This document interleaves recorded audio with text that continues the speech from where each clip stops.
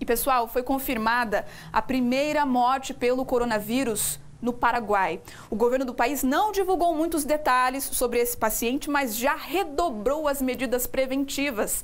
Eu estou chegando por aqui porque o Fidel Alvarenga está lá ao vivo da fronteira. Fidel, uma ótima tarde para você. Parabéns também pela cobertura por aí, pelo trabalho que vocês estão fazendo. Muita força para a gente nesse momento, né? Mas traz também os detalhes a respeito do que está acontecendo do outro lado da Ponte da Amizade, no Paraguai. Como que está a situação? Uma morte confirmada? De que maneira o governo está reagindo? E aí na fronteira, qual que é o clima entre os brasileiros em Foz?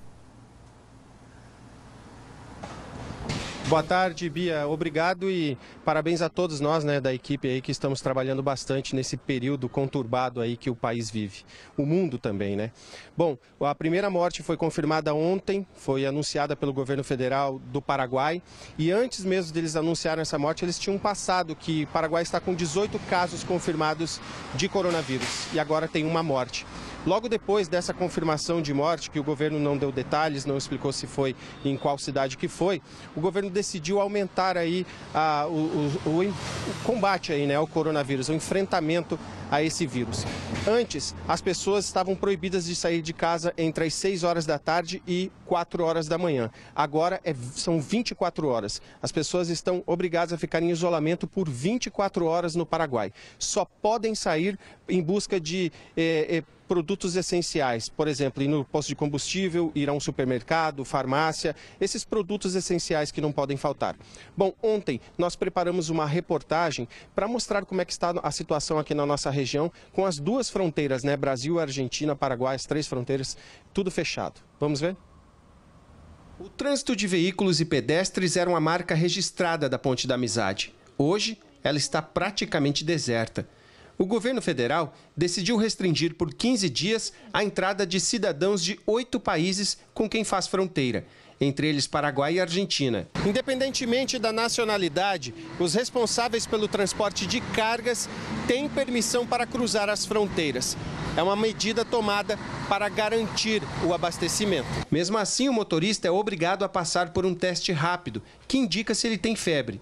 Se o resultado der positivo, ele é orientado a ficar em quarentena.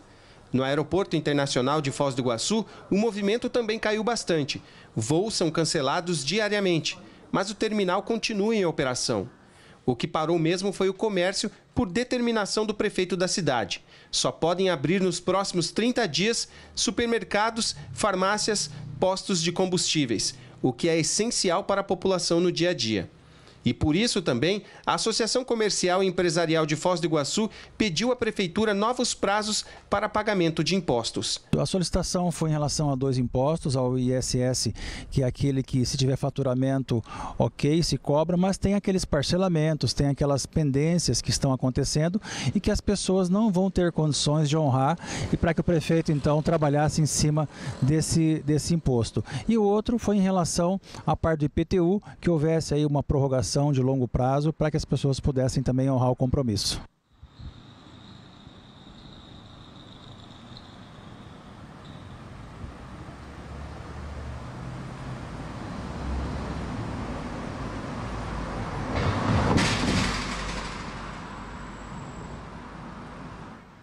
A gente teve um probleminha ali de contato com o Fidel, ele ia continuar comentando a respeito da situação lá em Foz do Iguaçu. Daqui a pouquinho a gente restabelece esse sinal, acho que ele não estava nos ouvindo, para continuar falando a respeito da situação na fronteira. A gente sabe que é um cenário que está se repetindo em todas as cidades da nossa região. Um dos principais problemas é justamente voltado à questão econômica. A gente tem aí o pronunciamento de autoridades, a preocupação também por parte dos comerciantes, mas também algumas medidas que estão sendo adotadas pelas prefeituras, como a tentativa, né, de atrasar o recebimento do ISS através dos comerciantes, que é um imposto ali recolhido sobre o serviço, para facilitar a vida de quem já está com as atividades suspensas e acaba não conseguindo se readequar, né, em meio a tudo isso que está acontecendo. A gente sabe que o comerciante está de porta fechada, não está circulando dinheiro também por ali, existe essa preocupação, mas a gente precisa, num primeiro momento, deixar isso em segundo plano plano e saber que é necessário colocar a saúde em primeiro lugar. A gente já restabeleceu o contato com o Fidel, vou voltar com ele aqui para a tela do Balanço Geral. Fidel, a gente continua falando com você, eu até quero fazer uma pergunta.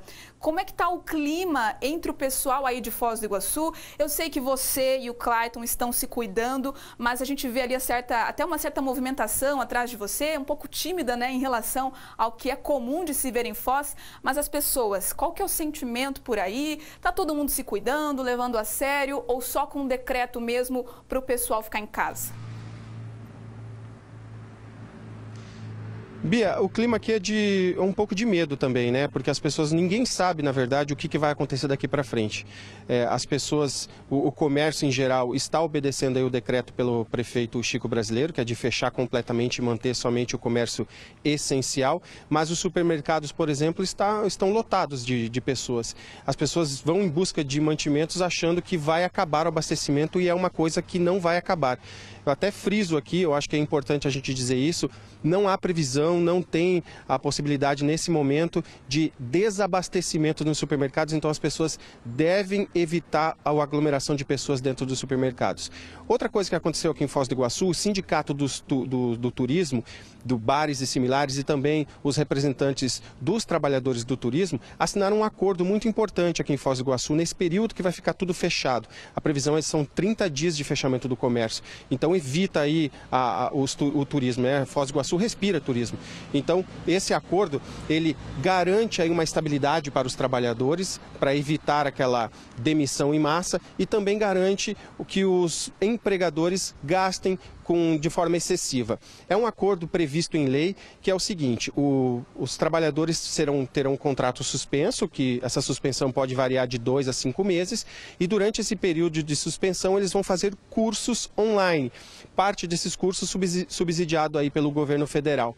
Então, enquanto eles se qualificam nesse período de suspensão, também tem parte subsidiada aí pelo governo federal, aí os empregadores não têm gastos excessivos, conseguem reduzir seus custos aí e também evitar que uma demissão em massa. Na volta, esses trabalhadores terão pelo menos 3 meses de garantia sem demissão. É isso, Bia. Certo, Fidel, muitíssimo obrigada pelas informações ao vivo, um ótimo trabalho para vocês. Daqui a pouco a gente volta a conversar mais aí direto de Foz do Iguaçu, né? Vocês viram só que importante, né, esse trabalho em equipe, essa forma dos empresários enxergarem também os funcionários lá em Foz do Iguaçu, essa mobilização que vai garantir uma certa estabilidade para o turismo, que é o principal setor da cidade.